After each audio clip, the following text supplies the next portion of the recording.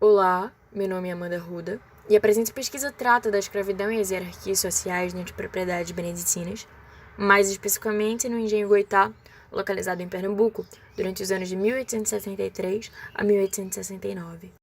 Abdias Nascimento nos fala que o africano escravizado construiu as fundações da nova sociedade com a flexão e a quebra da sua espinha dorsal, enquanto ao mesmo tempo o trabalho dele significava a própria espinha dorsal do Brasil. Ele diz que ele plantou, alimentou e colheu a riqueza material do país para o desfrute exclusivo da aristocracia branca. Estima-se que aproximadamente 4,81 milhões de africanos foram traficados ao Brasil desde 1500. Simultaneamente ao processo de escravização, a Ordem de São Bento, que tem como lema Ora et Labora, que significa orar e trabalhar, se encontrava em crise na Europa. Aproveitando a expansão marítima, ela vem para o Brasil e passa a acumular terras e bens concedidos por fiéis. Escravizados também eram considerados mercadoria, então eles também são concedidos por esses fiéis à ordem. Devido aos preceitos cristãos e ao apoio à família, a rara recorrência ao tráfico foi possível, porque o estímulo dessas famílias fazia com que a mão de obra se repusesse naturalmente. Algumas das práticas que estimulavam a formação da família era a concessão da alforria à mulher que tivesse 6 filhos. Isso foi promulgado a partir de 7 de junho de 1839. E também certas festas e concessões que só eram dadas às pessoas que eram casadas. Além disso, outras peculiaridades também existiam na ordem, como, por exemplo, a Lei do Ventre Livre só foi oficialmente promulgada em 28 de setembro de 1871, mas ela já existia, já era uma prática recorrente na Ordem de São Bento desde 3 de maio de 1866.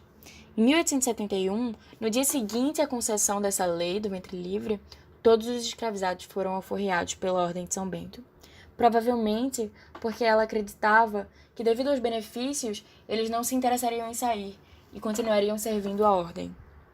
Essa servidão, essa devoção a São Bento, que era o pater, tinha como pilar 3 coisas: a obediência, a família e o castigo. E todas as pessoas, os monges e os escravizados, pertenciam a São Bento. Esse era o chamado paternalismo. Justamente sob esse contexto é que a gente busca analisar o Engenho Goitá. O principal objetivo foi compreender a dinâmica interna existente no Engenho Goitá durante os anos de 1863 a 1869, e para isso a gente utilizou a microhistória, que é um método desenvolvido por Giovanni Levi e Carlos Ginzburg, e aplicamos ela em listas nominativas. A gente tinha um banco de caixa que controlava os gastos desse engenho, e achando os nomes desses escravizados, a gente utilizou eles como um fio condutor para saber mais desse cotidiano e dessas práticas. Justamente por conta da utilização do paternalismo institucional, que já foi abordado aqui, como um elemento disciplinar, a gente também resolveu trabalhar o conceito de antidisciplina, desenvolvido por Michel de Certeau, que consistia em considerar essas táticas do cotidiano como tentativas de alterar as estruturas do jogo entre os dominantes e os submissos, e o de resistência, de João José Reis. João José Reis diz que onde houve escravidão, houve resistência.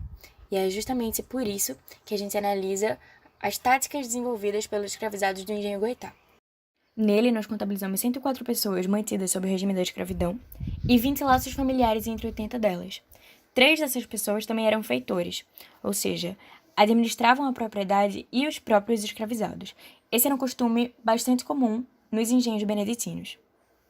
O primeiro feitor que a gente encontrou foi Raimundo. Ele foi feitor até 12 de novembro de 1864 e era casado com Carolina. Ele recebia muitas gratificações e uma grande quantia em dinheiro, além de ração toda semana, que a gente acredita ser uma remuneração que ficava em torno de R$ 1.500. Ele tinha 5 filhos.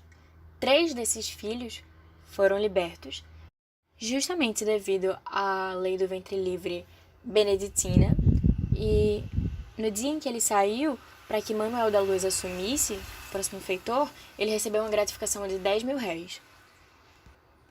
Acreditava-se que esses feitores viviam muito bem, mas ainda assim eles eram escravizados. E por mais que eles andassem em cavalos, como os grandes agricultores, e tivessem, de certa forma, certos bens, Henri Coster conta que essa certeza de estar sob jurisdição sempre preocupava os espíritos dos feitores, porque embora fossem senhores, continuavam sendo cativos. Manuel da Luz, que era o feitor que sucedeu, não recebeu tantos pagamentos como Raimundo, mas acreditamos que isso deve ao fato dele ser casado com Mariquinha, que era destiladeira, e recebia bastante jornais e pagamentos por causa da sua profissão. Existiam várias pessoas com outras profissões mais especializadas no engenho, como, por exemplo, os oleiros, os purgadores e outras funções que faziam com que o engenho funcionasse, e elas recebiam esse pagamento. Embora esses escravizados fossem recompensados, como era o caso, por exemplo, de Luís, o purgador, que chegou a receber 322.700 réis, essa remuneração, que é uma comparação durante o período de 1863 a 69 das pessoas que mais receberam em seus cargos, não era maior dos escravizados, porque o feitor Raimundo chegou a receber 323 mil contos de réis.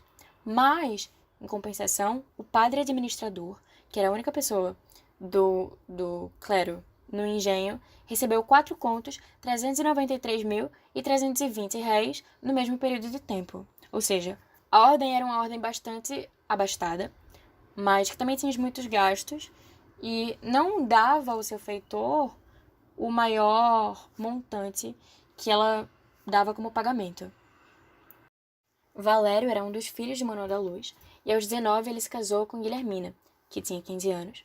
E para isso eles receberam a autorização do vigário, vestes para a festa e um banquete regado a carne e vinho no seu casamento, além de uma caridade de 20 mil reais após a festa.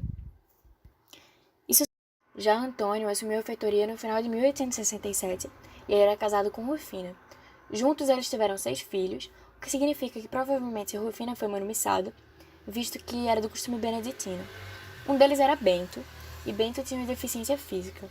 Mas outros 2 meninos também tinham, e Agostinho, que era um deles, se mostra muito presente em determinados trabalhos, mas já Bento recebia mais carne, o que pode indicar que ele ficava mais doente, visto que era da prática beneditina dar carne às pessoas que estavam mais adoentadas. Antônio também recebia ração, o que mostra que isso era uma prática comum a todos os feitores. O papel da mulher negra dentro do engenho era o de servidão. Elas eram consideradas, assim como os homens, mão de obra, mas era o que determinava a condição da escravidão. Os filhos de mulheres escravas eram escravos, mesmo que seus pais fossem livres, mas os filhos de mulheres livres com homens escravos não eram escravizados. No engenho Goitá, a gente encontrou 21 mães, mas também encontramos uma taxa de mortalidade infantil muito alta, porque, embora elas recebessem carne após parirem, algumas condições deviam existir para que essa mortalidade fosse tão aumentada assim. Um dos casos mais emblemáticos é o caso de Vicência, que pariu 3 filhos e, depois do seu caçula morrer, apenas 5 meses depois ela ficou bastante doente, chegou a receber carne e morreu com 18 anos. Outro costume que também acontecia no engenho Goitá era o das festas. Não só as de casamento, mas também outras. Outras 2 principais eram a da Botada e a de Santana. A da Botada parecia ser a maior. Ela ocorria normalmente entre outubro e dezembro, e para ela eram sempre pedidos muita carne, muita comida, muitos temperos e muitas outras coisas que pudessem acompanhar. Coster, em seu livro Viagens ao Nordeste, cita que era um momento de muita troca entre as pessoas livres e os escravizados, e havia também o comércio nele, né? Bolos eram feitos para vender e tudo mais. E tinha também a festa de Santana, que era em devoção à santa, né? E o próprio engenho Goitá tinha uma capela dedicada a ela. Ela ocorria normalmente no dia de Santa Ana, em julho. Por fim, é de verdade muito importante ressaltar que, apesar de existirem essas trocas entre escravizados e pessoas do clero, e essas concessões que eram bastante peculiares, e a gente normalmente não vê em outros estilos de administração dos engenhos, a gente não pode caracterizar nunca a escravidão beneditina como amena, porque, como diz Hebe Maria Matos, a escravidão dispensa adjetivos e a gente não pode esquecer que o principal caráter dela era a violência. A seguir, todas as referências utilizadas durante esse ano de trabalho podem ser consultadas, e eu agradeço muito a você pela sua atenção e muito obrigada por ter presenciado esse trabalho.